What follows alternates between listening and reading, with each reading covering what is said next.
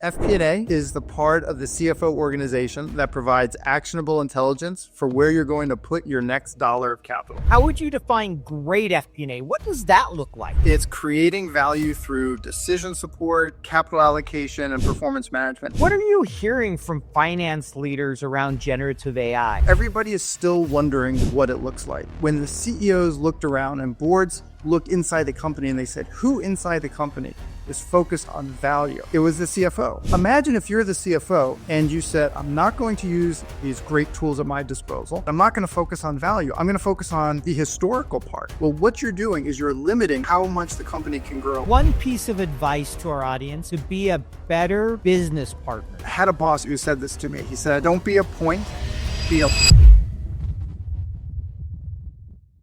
And now a brief message from our title sponsor, Workday.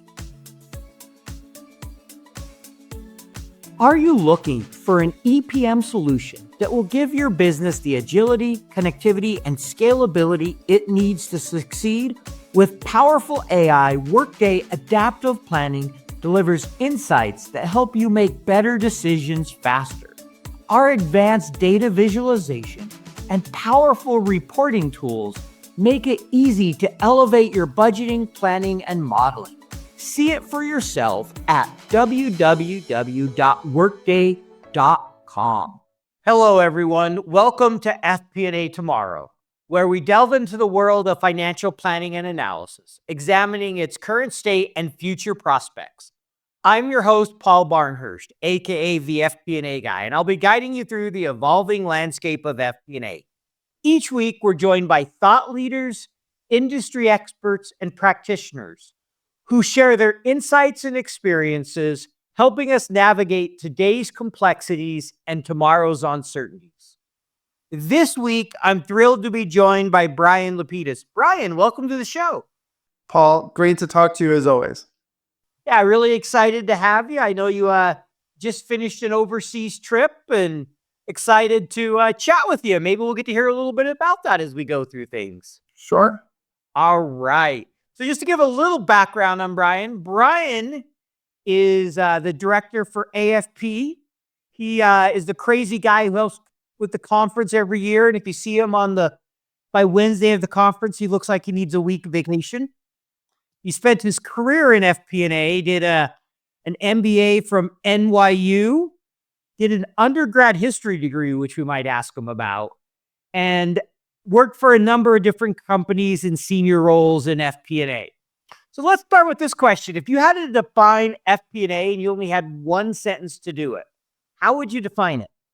Well, you know I have a lot of words, so I feel like you're really handicapping me by saying I got one sentence. That's the goal. That's the goal. All right. FP&A is the part of the CFO organization that provides actionable intelligence for where you're going to put your next dollar of capital. I like it. Actionable intelligence of where you're going to put your next dollar of capital. So I had someone who defined finance. I don't know if you know who Stu West. He's the CFO of Grammarly, or former CFO. He just stepped down like a month or two ago, and he's advising them. And he summed up the finance function in 3 words. And it was one of my favorite definitions. He's all better, faster decisions. So it can help the business make better, faster decisions. I would probably... So I see where he gets at, and obviously Stu is an expert in his area. I would take a bit of a broader view, right? So I think of the CFO as the steward of enterprise capital, and that means managing its sources and uses from where it was, where it is, and where it's going. Where it was, right? We call that accounting, we call that controllership, we call that audit, right? To make sure you've got all your controls in place. Where it is in that circulation, I think of that as treasury. And then the FP&A part is where it's going, the next step. Where do you put that next dollar? Yeah, and I agree for all 3 functions. Yeah, I think that makes a lot of sense. So speaking of FP&A, how would you define great FP&A? What does that look like? I'll give you more than a sentence here. Well, this is where I would go with Stu's definition, right? Better decisions faster. It's creating value through decision support, capital allocation, and performance management. And I think that the way that FP&A does that, it's the why, the what, and the how, right? So that's the why. The why is put the next dollar of capital to its best use. The what is, what do we deliver? We deliver it through our financial processes of planning and budgeting, through management reporting and metrics and decision support, financial analysis, right? So that's the what we do. And then the how, we do that through having good technology on the back end, right? You have to be able to be good backstage in order to be good on stage.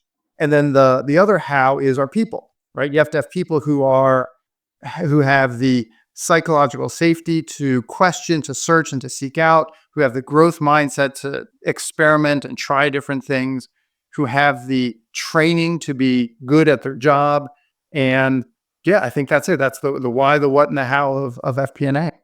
And I think I just won bingo. We had capital allocation, psychological safety, growth mindset. I think there's a couple others. I agree with all of them, but I just was joking that I won my bingo card.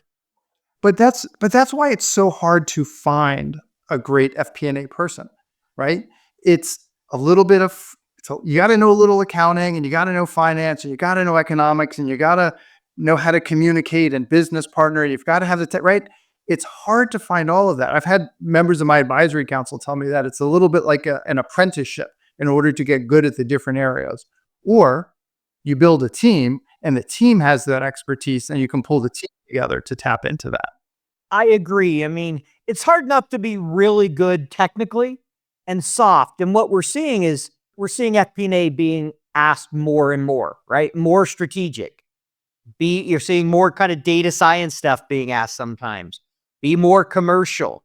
And, it's tough. How do you find one person that does all that? And if they do all that and they're really good, what's the odds that they're not going to move up really quickly and be in some other type of role? And so it becomes tough. So there's trying to find the right team with the skills, and also trying to find those individuals that are really good in certain areas or holistic enough to really move the business forward. I think you put your finger on the change, certainly in my career, right? So I was 20 years in the office of the CFO, and now at AFP, I've had this time to really study FP&A as it's changed over time. And it used to be that you would look for all of that in one person, right? Before the job was really well defined, you had to have that all in one person, and kind of the Swiss Army knife, right? Everyone's got a tool for everything. What I really see over the last decade is that maturation has led to specialization. And that especially, and you see it really in the larger companies where they'll have a reporting team and they'll have an analytics team. And so as the field has become more defined through conferences and certifications and classes and training, and people like you being a great voice to talk about what we do, as the field develops its own identity, it is gaining specialization in those areas and really just getting better and better at it. Yeah, I mean, you're definitely seeing more and more of the specialization. You have the corporate reporting side. You have those people that are more business partnering in the sense that they sit in the business, support the general manager. Sometimes you have the data science person. You're starting to see FP&A sometimes have strictly that finance transformation. I had a role, and the title of it, I kind of have to laugh because I had nobody report to me, but boy, was it a title. I was the director of FP&A, sales operations, and analytics. All of that. All of that. And what it was is it was the coordination role, because the business was trying to switch to be SaaS. It was trying to coordinate with sales and analytics and FP&A to get the data and the reporting right. And so really just the coordination. It was very special. I didn't do a single budget in that year I had the role. I helped the business with it, but I wasn't doing budgeting, and I reported to the VP of FP&A. And so it just kind of shows how specialized sometimes you can be. Even though I was in the FP&A department, it was an FP&A role. It wasn't traditional at all. It was specialized. I had one CFO explain. He said, I know what FP&A is. It's everyone who reports to me who's not in treasury, tax, or accounting, right? But that's because, at that time, FP&A wasn't defined, right? It was the business analyst, the expense analyst, the financial analyst, the partner, right? All these other things that are concerned with helping the business do better decisions faster, allocate their next dollar, whatever you want to call it, right? It's everybody else. And when you think about that, right, then you can actually say, all right, this is what FP&A is. Here's the skill set that you need. Here's the network of people you want to meet in order to grow your skills, right? Now we can really define how to help you be great at your job.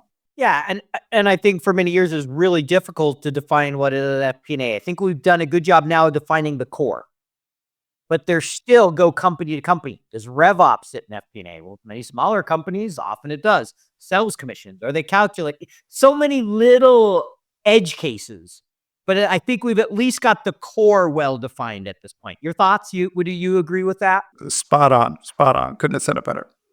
All right. So now I'm going to kind of step back a little bit and ask a fun question that takes you back a few years. You did a history degree. How did you make that transition into finance? I know you ended up doing an MBA, but if I remember right, you're doing some finance before you went back and did your MBA. So how did that kind of come about? Yeah. So I was an undergraduate history major and Spanish language minor too, just to go even further into liberal arts. And I started taking graduate history classes. I then, actually, my first job was at the Smithsonian. And I guess maybe the first ROI I did was trying to figure out the return on a PhD and a career in history. And I just decided that the business prospects, the future prospects, it wasn't what I wanted. It wasn't going to take me to how I wanted to live. And I wasn't going to be able to do the kinds of things that I had wanted to do and explore. So I still listen to history podcasts. I still read history. I watch Crash Course History, all 4 different channels of it on YouTube. But career-wise, I took a couple different steps. I traveled abroad, I lived abroad, and then I came back and wanted to keep that international experience and exposure. And the only job I could get was in the office of the CFO. So I moved from there. Well, I was writing about tracking and rating mutual funds, which exposed me to the market. I was in consulting, and that was really it. In consulting, it was being forced by my partners, by my bosses to say, well, what's the economic rationale behind your recommendation? And they just kept drilling that in, right? Strategy by itself is not enough. How does it make economic sense? And I realized I had a deficiency. I couldn't figure that out. I couldn't answer that as well as I wanted to, which ultimately led me to go back to my school. I got my MBA in finance and management, and I've been in finance ever since. Well, there you go. So basically, you did an early on ROI and realized that lifestyle, goals, and history degree probably didn't align as well as you'd like. Exactly. So it's your favorite history podcast. You mentioned the 4 YouTube channels. You have a favorite or favorite history book? My favorite podcast is The Rest is History, which are 2 gentlemen out of the UK, and they kind of take a topic. They go pretty deep into it. So they just did 7 hours on the French Revolution. They pick something and they really go in depth. Book-wise, anything by Eric Larson. His books read like movie screens. It's amazing. You say Ark Larson? Eric Larson. Eric Larson. I'll have to check him out. I haven't read him. Todd McCullough has always been one of my favorite on the history side. I like his stuff. Classic. All right. Well, now we'll get to AFP. You've been at AFP, is it 6 years now? 6 years, it's true. And before that, I was a member. I liked it so much, I joined the company. Yeah, there you go. You get your membership, and then you decided you didn't want to leave. So you figured you just join the team. It started when I was in Treasury, and I was looking just to keep my knowledge going. And at that time, AFP was just Treasury only. And I was excited to find when I moved into FP&A a couple of years later that they had opened up the FP&A arm with the certification and the conference tracks. That was about 2010 through 2014. They did that. But I was in a position, and I knew that I was going to be changing jobs. And I wanted to say, well, how do I demonstrate when I go for an interview that I'm more than just someone who can handle the numbers? How do I demonstrate that I think about things differently? So I got involved just by writing some articles, reflecting on what I'd done. I went to conference. I ended up speaking at conference, and then teaching a class at conference. And so as a member, it helped me to raise my knowledge, my profile, and to network. And then I got to tell you, I went to conference and I just loved it. I was blown away by what they could do, what now we can do, putting people out there, and just the feel of people sitting around being really excited and geeking out about finance topics. Nice. So tell our audience, for those who aren't familiar with it, what AFP stands for, and kind of just a little bit of what it is. Sure, sure. So we are a not-for-profit, and we do, I would say, four things. One is we do conferences. We do so events in general.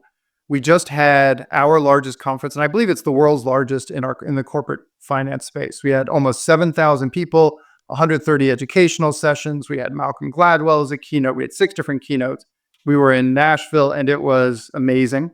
The second conference that we have is one that is just for FP&A, and that's coming up in March. So it'll be a little bit smaller, probably 25 different sessions, all FP&A focused. Usually when people talk about this event, they say, I found my tribe, right? Everybody there is FP&A. They understand what it is, and we'll have the breadth. And like everything else we do, it is education focused. People, vendors can't buy their way into sessions. It is a competitive review to get a speaking slot. So that's kind of the event side. The second thing that we do is certification. We have 2 certifications, the CTP, which is the Certified Treasury Professional, and the FPAC, which is FP&A Professional. The 2 certs over the 40 years that we've been in business, more than 40,000 people in 70 countries have earned them. So really well established in the marketplace. Third is training. We have a corporate training business, and we have either generalized off-the-shelf sessions, or we will make bespoke sessions for businesses. We have a panel, a stable of professors, of practitioners, consultants who are really experts in their area. And then the fourth is membership, which is some things are behind a membership paywall, a little bit more on the community focus, as well as discounts on all the other events. So those are the 4 things that AFP does. When it comes to business planning, staying ahead means planning smarter. Whether it's forecasting, budgeting, or long-term strategic planning, you need a solution that's built to scale with you. That's why more growing businesses turn to Workday Adaptive Planning. It's designed to empower organizations to move beyond spreadsheets and into a connected, agile future. With powerful AI, Workday Adaptive Planning delivers insights that help you make better decisions faster. Our advanced data visualization and powerful reporting tools make it easier to elevate your budgeting, planning, and modeling. It's time to start planning smarter. Discover how at workday.com. Got it. Well, thank you. I appreciate that summary for anyone who's not familiar with them. So thank you for doing that. What are the main benefits? Why should somebody join? I mean, obviously, I'm going to guess most people who are joining aren't going to end up working for AFP like some. So why should they join? What are the benefits? So you can take part in all of AFP activities, either as a member or as a non-member, right? So we have the member, and we have called the broader community. By paying the membership fee, all of $495, then you get discounts, and it really pays for itself in terms of discounts on conference, on certification, on some of the webinars. Some webinars actually do have a payment component, but also some of our research, which is proprietary and deeply well executed. Some of that is behind the paywall. Other bits are available to everybody for the community. Great. Yeah. And, full transparency, I've been a member now for 2-3 years, I believe. I think I'm coming up at the end of my 2nd year of membership. And so I know what you're talking about. And I've done the certification now. I did the FPAC year before, but almost a year and a half now, I think. A little over a year ago when I got it. I think it was about this time last year. So excited there, and a big fan of what you guys do. I appreciate the work you do to help the FP&A community. And speaking of the FP&A community, we talked about some of the challenges of hiring the role. I'm curious, what are you hearing from finance leaders around generative AI? What's kind of the buzz there? Because that obviously seems like that's been, for the last 24 months, all anyone's talked about at times is AI and how it's going to impact our work. So what are you seeing and hearing from the leaders out there? The phrase, when all is said and done, a lot more is said than is done. Yes. That's where we are at the moment. Everybody is still wondering what it looks like. And there are lots. So first of all, we're going to split out Gen AI versus machine learning AI. Thank you. I totally agree to split them. Right. Because especially the ML version is a lot more data sciencey, different kind of tools, and it's a different process and a different step. Gen AI, people are trying to figure it out. There is genuine concern about data security and privacy. We've seen lots of people seem to be figuring that out with small language models instead of large language models, and really concentrating on your own data instead of broad. Bringing that in-house is helping to resolve that. I see a lot of text-based use cases. So in the healthcare sector, I know one company is reviewing all of the state level laws and bylaws of what they can do to make sure that they're in compliance. Other companies are looking at contracts to test service level agreements. I really see Gen AI being integrated into the tool suite that we have already. That it'll be a front end like Copilot. You can talk to it and it will go and do things on the back end. It will help you write your SQL query. It will help you to create your DAX code on the back end and help you in that way. Roughly speaking, I would say a quarter of people are using Gen AI on an industrial scale, right? Daily, weekly, quarterly, they're doing real finance with it. The next tranche, maybe 40 to 50%, they have plans to either implement or put a formal pilot in place in the next 12 months. And then the balance are either trying to figure out how to start, or honestly, their companies won't let them start. Their companies have policies or restrictions in place that will prevent them. Got it. So you're saying about 25% are using it regularly now. It's kind of part of that process. Another, we'll just call it 50% for simple math. Like you said, 40 or 50 is, hey, we're planning on implementing it in the next 12 months. We're working on getting there. We might be able to use it a little bit. And then there's some percentage, I think you said about 10% or so, where the company's just like, nope, there's just not a path to that right now.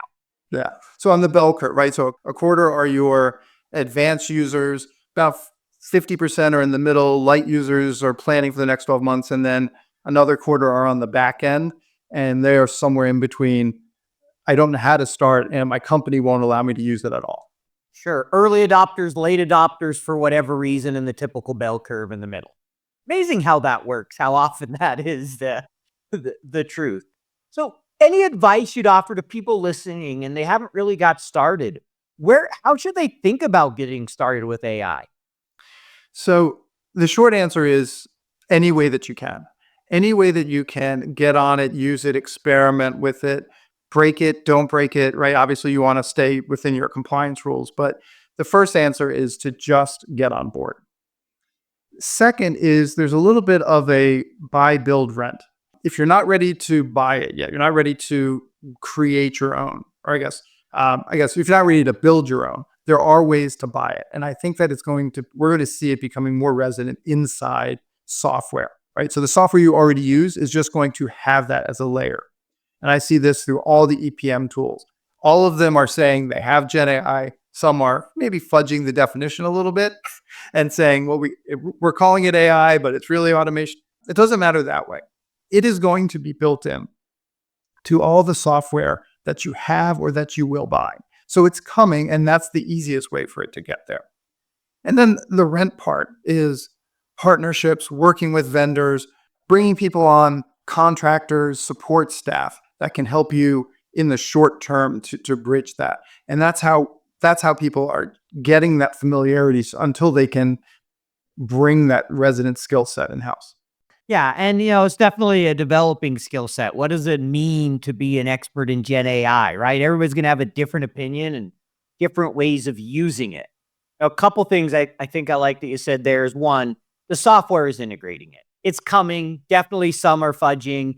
When AI first came out, they had their 10-year-old algorithms, and all of a sudden they were now marketing it all as AI, right? Because everybody had to market that they were an AI tool, whether it was Gen AI or not. Now you're starting to see them build it in. And I heard someone say, where we want to go is you want it to be proactive and not notice it's there in a lot of cases.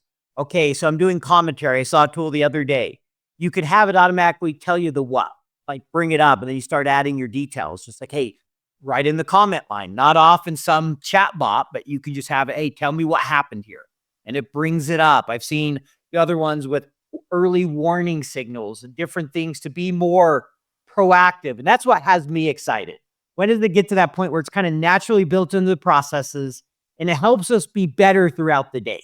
Exception reporting is a great use case. What number looks odd? Signal these aberrations to me. Being able to build baseline forecasts, and then you can layer on your expertise and things you don't that that the machine doesn't know. But really, to be able to do the ugly part of FP&A, that used to have armies of people whose job it was to aggregate data and roll it up so that other people could make that decision, right? What if we had more people on the insight level and less on the aggregation level? I think that's where we all want to go.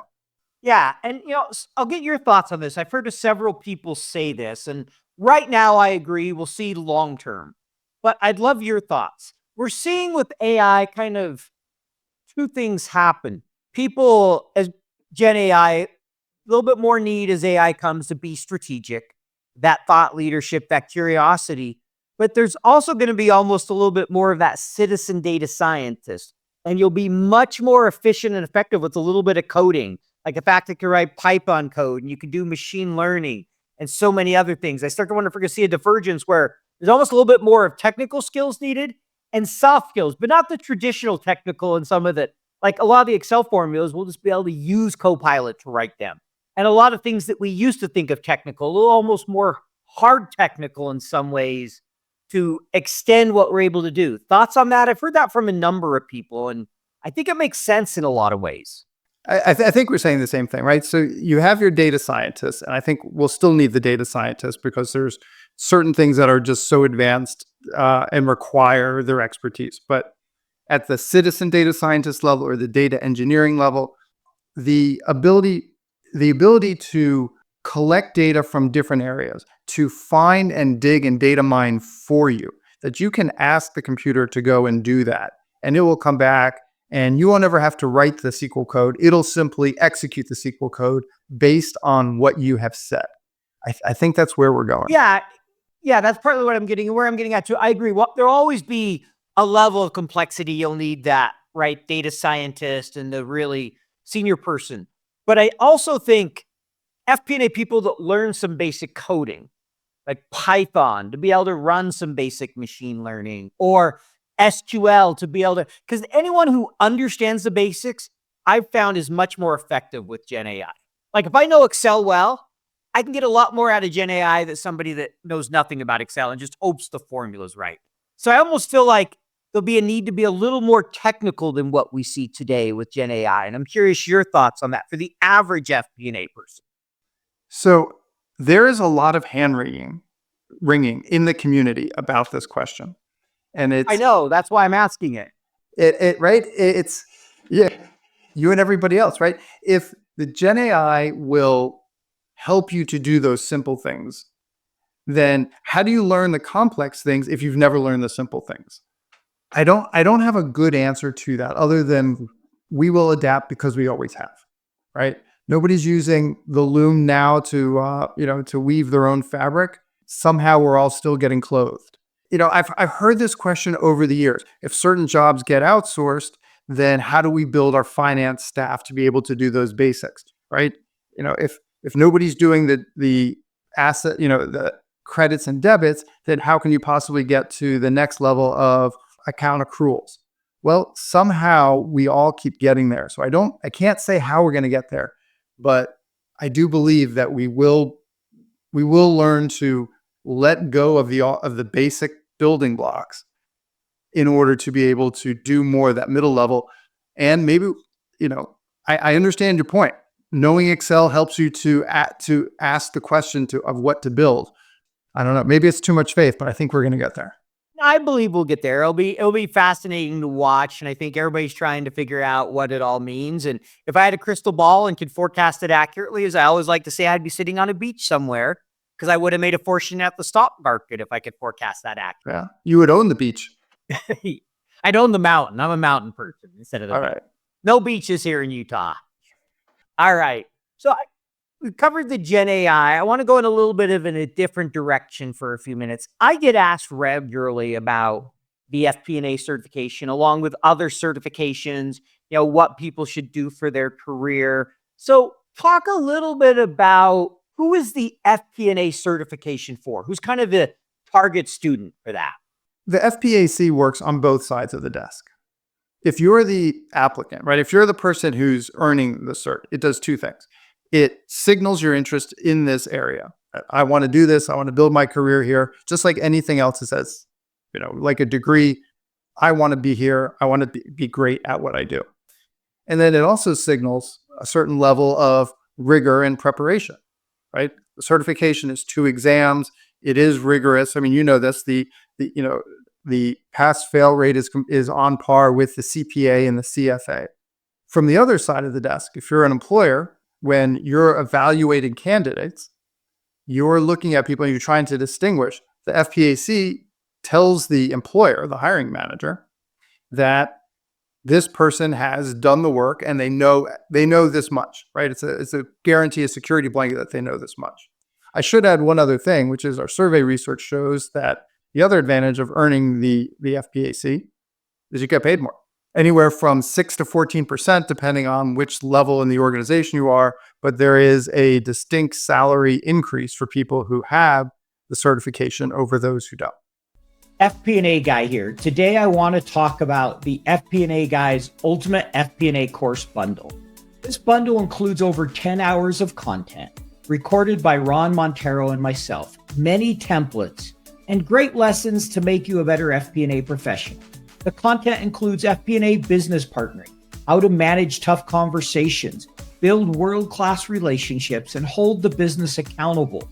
It includes modern Excel, which is a real game changer for the way you'll work in Excel. Excel tables, the gateway to modern Excel. Power Query, a game changer for transforming your manual processes and loading data. And then dynamic arrays. Next, we cover modeling design principles. In this course, we talk about the importance of designing models in a certain way and how important it is that you think about design. And last but not least, driving value through smart analysis. How you can conduct data analysis to be a better FP&A professional. Go ahead and sign up for this bundle at thefpnaguy.com. That's thefpnaguy.com. Use the code podcast to save 25%. Get started learning today. So you're saying I should go back into the field and see if they'll pay me more now that I have it? Absolutely. All right. We'll put that to the test. I'll let you know when I decide to do that. I think you're having too much fun doing this. I can't see you going back. You're actually right. I am. I don't see myself going back. You never know. But at the moment, I don't see it. All right. So that covers kind of FP&A. This is a fun one. I was going through LinkedIn, just looking at some of your posts, kind of think of some questions to ask.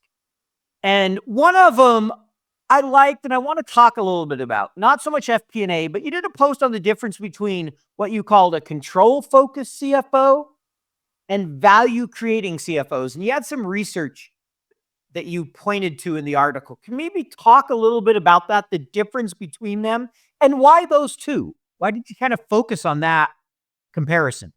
Paul, do you know when the term CFO came into prominent use?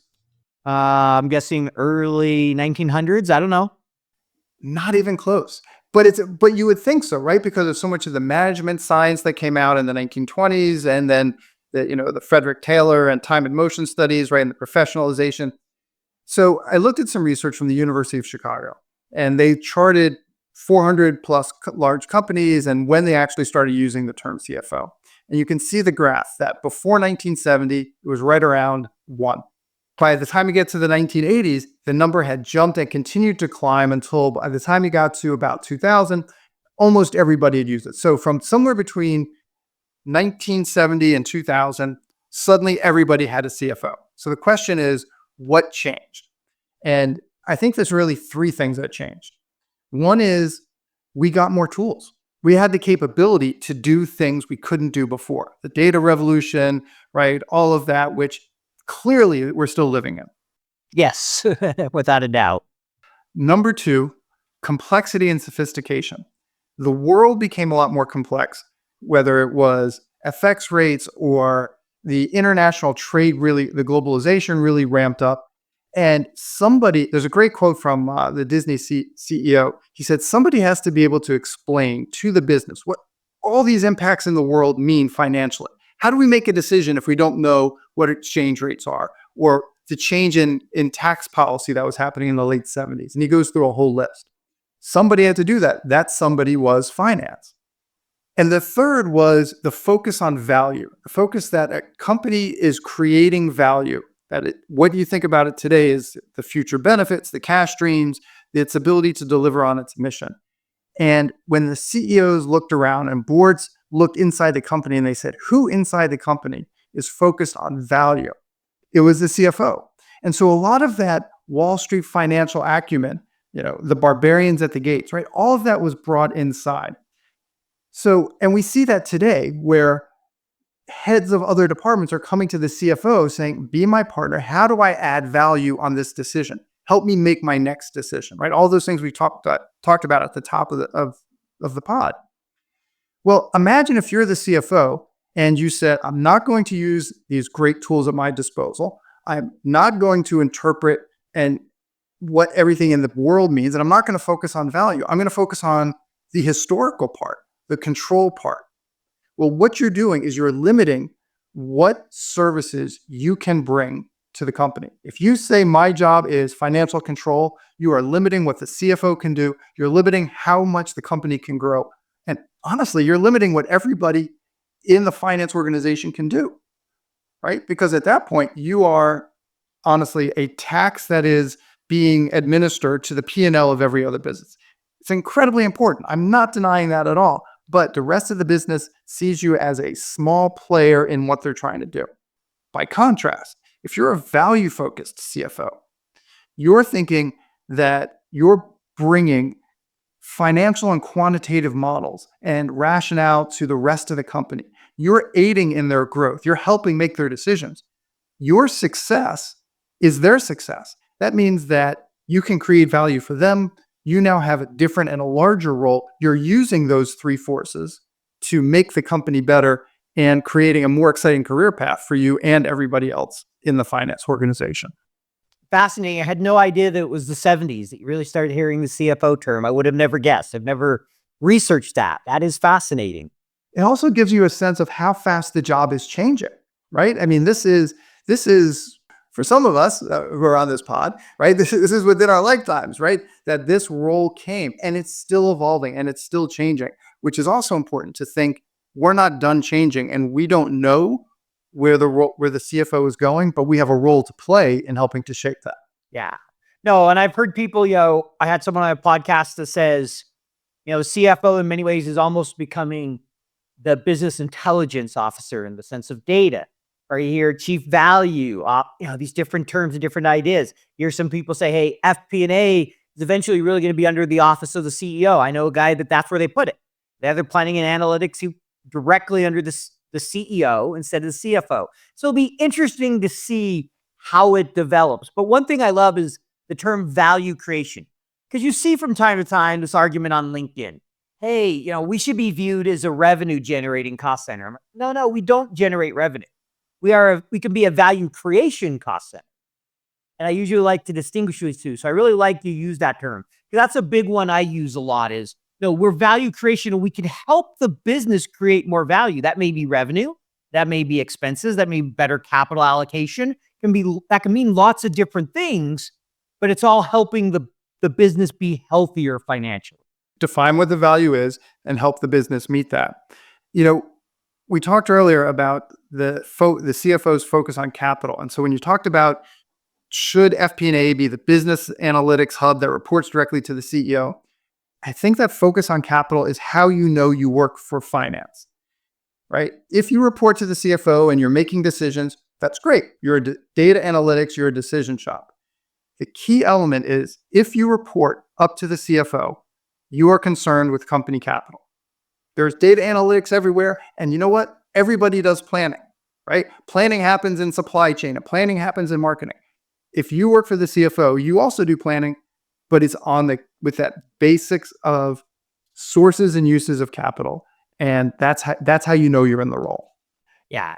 Well said. And I agree. So now I'm going to move into kind of this FP&A section where we ask some standard questions of our guests about FP&A. So everybody gets the opportunity to answer these. So first one is, what is the number one technical skill that FP&A professionals should master? Number one technical skill. There's so many potential technical skills, right? And you talked about R and Python and machine learning and Gen AI, but I'm going to go old school. And I'm going to say that it's Excel. And I'm going to say it, and I feel like it's a little countercultural to say that now, but I think there's really two reasons. Number one, it is still the dominant tool that everybody uses. And in every job and everywhere in finance, you still need to know Excel. And number two, Excel thinking is the basis for all the other thinking. The ability to build a model in Excel, when you can see it, it's very transparent, will help you to build a model in your EPM. And the understanding of data and the ETL will help you understand how to use a business intelligence tool, right? And that idea of managing data, it is a great way, an essential first step to learn all of those higher level skills. I'm with you on it's still critically important. It's one of the two most mentioned. The most often we get is spreadsheets. Sometimes people will say Excel. Sometimes they'll say spreadsheet, preferably Excel, and financial modeling. Those are the two most common answers we get. And, I've often said Excel in many ways is a gateway to data analytics, particularly modern Excel. What I mean by that is tables, Power Query, Power Pivot, dynamic arrays. Now it's Python. The stuff you can do in Excel, if you drop somebody that used Excel 15 years ago into today, they wouldn't hardly recognize the tool other than it's still rows and columns. And it's green. Green. Or they just start to use all the formulas they knew before and not realize it's a completely different tool. One of the two. 100% agree with you. It is the gateway to everything else that we do in finance. Yeah, it's amazing. It's really amazing what they've done. All right, number one soft skill. Number one soft skill. All the soft skills are becoming more important. I feel like it's cheating if I say business partnership, because that includes the relationships. It includes the communication, and storytelling is a subset of communication. I would say it this way in terms of hard skills and soft skills. I'm going to steal a line from one of our event speakers. He said that we're in a world where compute power is becoming cheaper, and it's hard to compete. It's hard to compete with that. And he gave an analogy. He said, imagine there's a world where there's only two beverages, and those are coffee and tea. All right. You could tell he's an economist. Imagine a world. So suddenly, imagine that coffee becomes free. We use coffee to drink. We use coffee to water our plants. My dog sitting over here on the floor is drinking coffee, right? Coffee is used everywhere. What happens to the price of tea in this scenario? Becomes virtually free. Right. It craters, right? So his point was compute power now call it AI, whether either flavor of AI, compute power is something that we can't really compete against. So he said, his name was Avi Goldfarb from the University of Toronto. And he said, don't be a bad computer. Be a good human. Don't try to compete and be the tea when coffee is free. Be the cream and sugar, the thing that makes it work better, right? So it's that sense of learn how to use the tool, learn how to communicate the outputs, learn how to see what it can't see, right? So things that aren't in its data. Those human skills combined with the compute power at our disposal is what makes for great FPA going forward. So I'm going to put you down for be the coffee.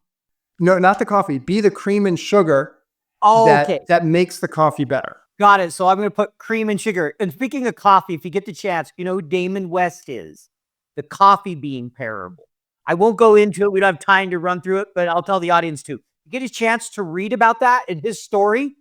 Absolutely fascinating. Went from being a drug dealer to basically a life sentence to prison to being one of the most inspirational keynote speakers in the world. Got it. The coffee bean story. Coffee bean and Damien West. You made me think of that when you gave the coffee example. So, all right. Third one. This is kind of a fun one because I never know where people are going to go. If you could wave your little magic wand and change one thing about FP&A, what are you going to change? Budgets. Man, budgets. Just the look on your face as you said that. I sit on the advisory board for the CFO Alliance, and the CFOs getting together talking about it. And the last meeting, this one guy is just sitting there, and he says, "If my kids, right, he's got a kid in college, and she's going to finance. He says, if my kid is still doing budgets the same way I'm doing budgets, I feel like I will have failed as a professional." Right? It's still painful, and it's critically important. And I've been in this role long enough that I remember when it was everything is going to be beyond budgets and we're not going to do budgets anymore. And here we are still doing budgets. There are ways to do it better. There are ways to do it faster. The technology can help. But if I can make a magic wand, man, people are still suffering with us. I agree. When I asked on LinkedIn one time, is the budget process broken? 70% of people said yes. Everybody knows it, right? Yeah. We all know it. We all hate it. There's a high percentage of us who are listening to this podcast who are going to spend 6 months doing the budget, right? There are better ways. There's a lot of things I loved about FP&A. The eternal budget process was not one of them. And then you got to love when you do the eternal budget process from the bottoms up, and then it goes to the board, and the board comes down and said, "We had a number in mind. We didn't tell you, but your bottoms up process doesn't get there. So go start over." Yeah, I hear you. I had one year where it took us till I think 6 months into the year, or 4 or 5 months to finalize the number. We finalized it, and we were so far ahead of budget at this point that 2 months later, corporate decided to redo everybody's budget, and they did it on their own and didn't consult us. So I got all these new numbers, and I finally, multiple times in my variance commentary, said, "I have no idea what's driving the variance because I didn't even put this number together." I just couldn't make heads or tails of it. And I consider myself a pretty good FP&A person, pretty diligent, but I literally put that on a couple comments. I have no idea. I don't know where this number came from, so I can't comment on how we're missing it. Basically, it was so frustrating, but I finally just hit the point where I'm like, I'm done trying to make this up. Here's the answer. Nice. That's phenomenal. So, all right, we're going to move into the get to know you section. Favorite hobby or passion? Well, judging by this past weekend, you would say raking leaves. Well, if you love it so much, you can come out here and do it for me. I'll take a week out in Utah. All right. That's probably what it would take, right? I'm actually searching for hobbies. There's lots of little things that I enjoy. My wife and I both like to cook. She's a little bit better at it, so I guess that means I have a hobby of doing a lot of dishes. I do a lot of biking, and right now in fall, it's a great time to be out.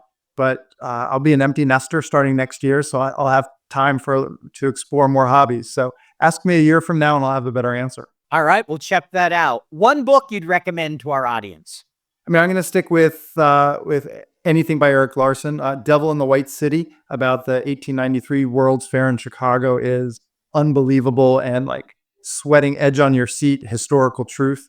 Dead Draft is also great about World War I. So anything from Eric Larson. Got it. I like it. All right. When you were a kid, what did you want to be when you grew up? Clearly an FP&A professional. You know what this means? That's sign language. So those who are listening on audio will go have to see the video to understand that one. And it's not American Sign Language. It's Paul's sign language. I didn't have like a true calling, which is really interesting, because as my younger daughter is applying for schools, we're looking at all the essays, and so many of the essays are, when you come here, what do you want to study? What clubs do you want to join? What do you want to do afterwards? I was never that kid. What I wanted to do changed on a yearly basis. I did want to be a history teacher for a long time. I wanted to be a travel writer. Back when the Let's Go books were popular, I wanted to be the Let's Go travel writer, checking out hostels and all around the world. But I think I was just always open to curiosity and trying things, which is sometimes made for a trying and challenging career path. And I think that curiosity has made for an interesting career path. See, I figured you always wanted to be like Mark Ripken or something, quarterback for the Washington Commanders now, Redskins, whatever they're called these days. Jaden Daniels is an impressive dude, man. We're excited in DC. I bet. All right. So last one. If you could have an alter ego, what would it be? I'm going to let you down. I don't have a good answer for this one. Oh, man. What if other people said? You know what? This is a new question. First time I've asked it. I mixed it up last week. So you're the first one to get this I'm one. the first one to get it. Yeah, I'm sorry. I don't have a good answer for you. That's all right. All right. If you could be a superhero, who are you going to be? I'll switch it up. So in this house, we're huge fans of the whole Marvel Cinematic Universe. Wisecracking Robert Downey Jr. in Iron Man and just his whole story arc of how he changed. But it's the fact that he kind of built it on his own. He wasn't imbued with superpowers. He just kind of used his mind, his creativity, and saw things that weren't there. So the RDJ early Iron Man movies, I love those. All right. So we got you down for Iron Man. All right. We're going to move into our kind of wrap up here and just have another question for you. If you could offer one piece of advice to our audience to be a better business partner starting today, what would that advice be? Don't be a point, be a line. I had a boss who said this to me. He said, the point is somebody who shows up every once in a while. Hi, I'm here. Give me your budget. You put a couple points together. Hi, let's talk about this. Help me understand this. You come by and you speak to that person more often. You put enough points together and you become a line. That's how you become a business partner. You're there consistently. You're not always asking, you're giving. Don't be a point, be the line. I like it. I think I could see that making a LinkedIn post one day. I might even credit you for it. All right. If someone wants to learn more about you or get in touch, what's the best way for them to do that? Honestly, I'm on LinkedIn all the time, reading what other people say, listening to you and others, posting occasionally. I will say that there are at least 3 other Bryan Lapiduses out there. I've met 2 of them, and they're great guys. I'm the one who works for AFP, though. There you go. So if you need to find the right Bryan, look for AFP. Exactly. And Bryan with a Y. One of the other ones has a Y as well. Like I said, he's a good dude. You can narrow it down a little bit with the Y, just not all the way. All right. Well, thank you so much for joining me. I appreciate you carving out some time to chat with us today. And thanks for all the work you do for the FP&A community. Paul, it was a ton of fun, and look forward to when we get to hang out again. Same here. Looking forward to it. Thanks. All right. Cheers. Thanks for listening to FP&A Tomorrow. If you enjoyed the show, please leave us a 5-star rating and a review on your podcast platform of choice. This allows us to continue to bring you great guests from around the globe. As a reminder, you can earn CPE credit by going to earmarkcpe.com, downloading the app, taking a short quiz, and getting your CPE certificate. To earn continuing education credits for the FPAC certification, take the quiz on Earmark and contact me, the show host, for further details.